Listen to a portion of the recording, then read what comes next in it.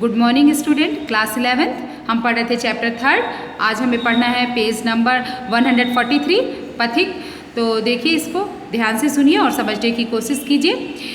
जब गंभीरतम अर्ध निशा में जग को ढक लेता है, अंतरिक्ष की छत पर तारों को छिटका देता है, सस्मित वदन जगत का स्वामी मृदु गति से आता है, तट पर खड़ा गगन गंगा के मधुर गीत गाता है। प्रस्तुत पंक्तियों में कवि कहते हैं कि जब गंभीरतम मतलब अंधेरा, अर्ध मतलब आधी, निशा मतलब रात्रि में जग मतलब संसार को ढक लेता है। जब अंधेरा आधी रात्रि को गहरे अंधेरे से इस संसार को ढक लेता है।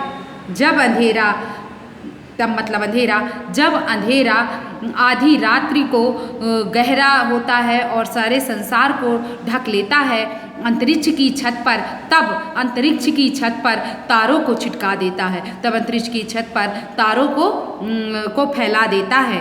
सस्मित वदन जगत का स्वामी, जो सस्मित वदन का जो इस संसार का स्वामी है, वो तब धीमी गति से गाता है, तब वह धीमी गति से आता है इस संसार में। सस्मित वदन का जो संसार का स्वामी है, वह धीमी गति से इस संसार में आता है। तट पर खड़ा गगन गंगा के मधुर गीत गाता है, और किनारे पर, तट मतलब किनारे पर खड़ा होकर के गगन गंगा, इस आकाश गंगा के मधुर गीत गाता है और इस आकाश गंगा के मीठे गीत गाता है। इस सस्मित वदन का जो जगत का स्वामी है, वह धीमी गति से आता है और किनारे पर खड़ा होकर के आकाश गंगा के मीठे गीत गाता है।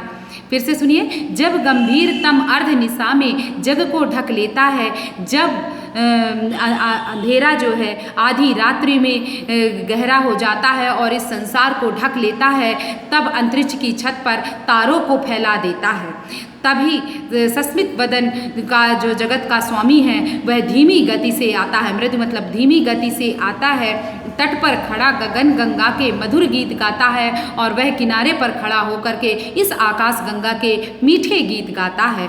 उससे ही विमुग्ध हो नभ में चंद्र भी हंस देता है, और उससे ही मुग्ध होकर के आकाश में चंद्रमा जो है हंसता है, मुस्कुरा देता है। और इस प्रकृति के दृश्य को देख करके आकाश में चंद्रमा जो है हंसता है, मुस्कुराता है, और वृक्ष विविध पत्तों से तन को सज लेता है। और वह चंद्र जो है अपने आप को वृक्ष और विभिन्न प्रकार के पत्तों और पुष्पों से अपने शरीर को सजा लेता है।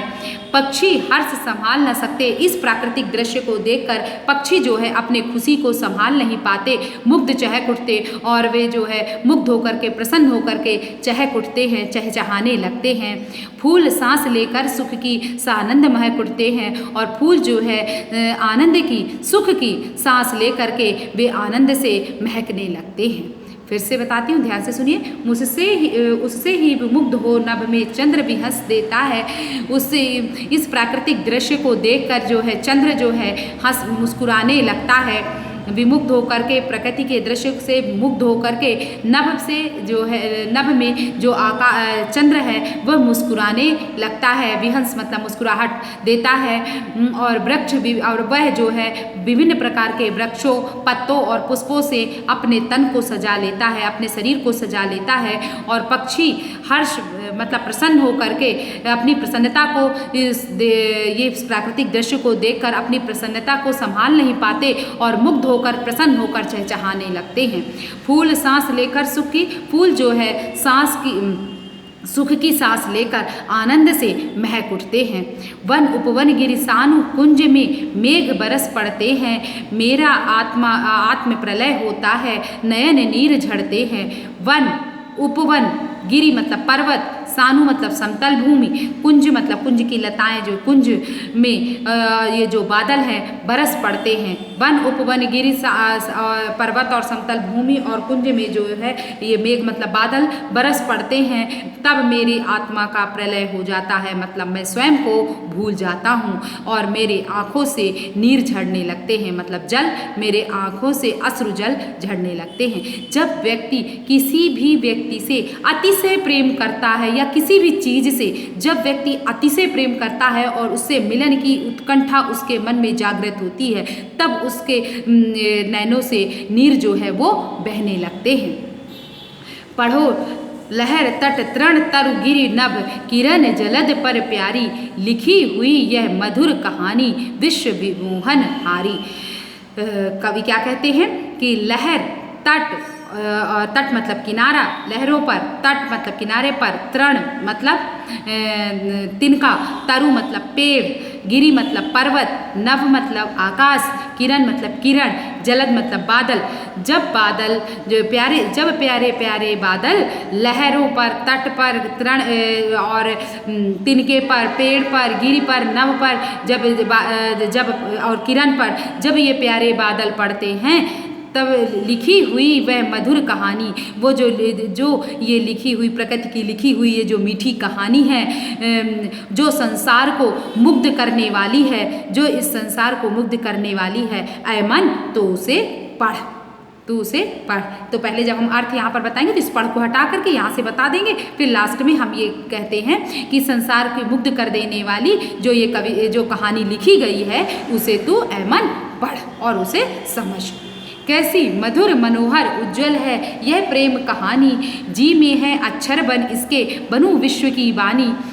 कवि कहते हैं कि ये जो प्रकृति की मीठी सुंदर मनोहर मन को हरण करने वाली उज्जवल मतलब प्रकाशवान है यह प्रेम कहानी। ये जो प्रेम कहानी है वो बहुत ही उज्जवल है, मतलब प्रकाशित करने वाली है और मन को हरण करने वाली सुंदर मीठी कहानी है। जी में आता है कि मेरे मन में आता है कि मैं अक्षर बन जाऊं और अक्षर बनकर इस विश्व की वाणी बन जाऊं, मैं अक्षर मैं बन जाऊं और इस विश्व की वाणी मैं बन जाऊं। स्थिर पवित्र आनंद प्रवाहित सदा शांति सुख कर है, और जो ये स्थिर है सदैव रहने वाली है, पवित्र है जो आनंद को देने वाली है, सदा शांति जो हमेशा शांति और सुख देने वाली है। आह प्रेम का राज्य परम सुंदर है। और ये कवि कहते हैं वो बहुत खुश होते हैं और प्रसन्न होते हैं और उनके दिल से आह की आवाज़ निकलती है। जैसे आपको जब किसी चीज़ से प्रसन्नता होती तो आपके मन से भी आह की आवाज़ निकलती ना, तो वो प्रसन्न होकर के कहते हैं आह प्रेम का राज्य परम सुंदर है। ये जो प्रेम का